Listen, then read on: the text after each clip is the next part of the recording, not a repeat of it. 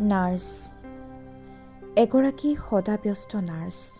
কবি ৰাজু বৰা। নাৰ্ছ, এগৰাকী সদাব্যস্ত নাৰ্ছ। তেওঁৰ বাবে দিন ৰাতিৰ কথা নাই, সদায় ব্যস্ত হৈ থাকিব লাগে ৰোগীৰ সৈতে। তেওঁৰ বাবে জিৰণি নাই, তেওঁ জিৰণি ল'বও নোৱাৰে, কাৰণ তেওঁ যে এগৰাকী নাৰ্ছ।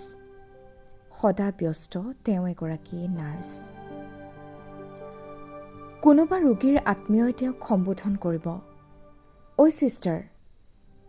আন কোনোবা ৰোগীৰ আত্মীয়ই ক'ব হাতযোৰ কৰি, অ' বাইদেউ, আমাৰ পেচেণ্টৰ চেলাইনটো পাছ হোৱা নাই দেখোন।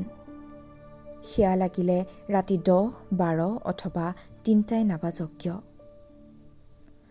মাত্ৰ তেওঁ তেওঁৰ কৰ্তব্য কৰিবলৈ সদা প্ৰস্তুত হৈ থাকিব লাগিব, কাৰণ তেওঁ যে এগৰাকী নাৰ্ছ।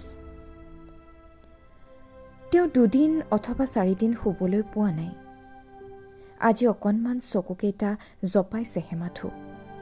তেনেতেই দুৱাৰত টোকৰ টোপৰিল। আকৌ সাৰ পাই কাৰোবাৰ আহ্বানত উঠি গৈ কৰ্তব্য কৰিলে। কৰিবই লাগিব, কাৰণ তেওঁ যে এগৰাকী নাৰ্ছ, এগৰাকী সদাব্যস্ত নাৰ্ছ। ৰ'দ বৰষুণ একাকাৰ কৰি, দিন ৰাতি একাকাৰ কৰি তেওঁ কৰি গৈছে নিজৰ কৰ্তব্য, কাৰণ তেওঁ এগৰাকী নাৰ্ছ। তেওঁৰ বাবে অপেক্ষা কৰি আছে বহু ৰোগীয়ে, বহু ৰোগীৰ আত্মীয়ই। শ্ৰদ্ধাৰ সকলো নাৰ্ছলৈ।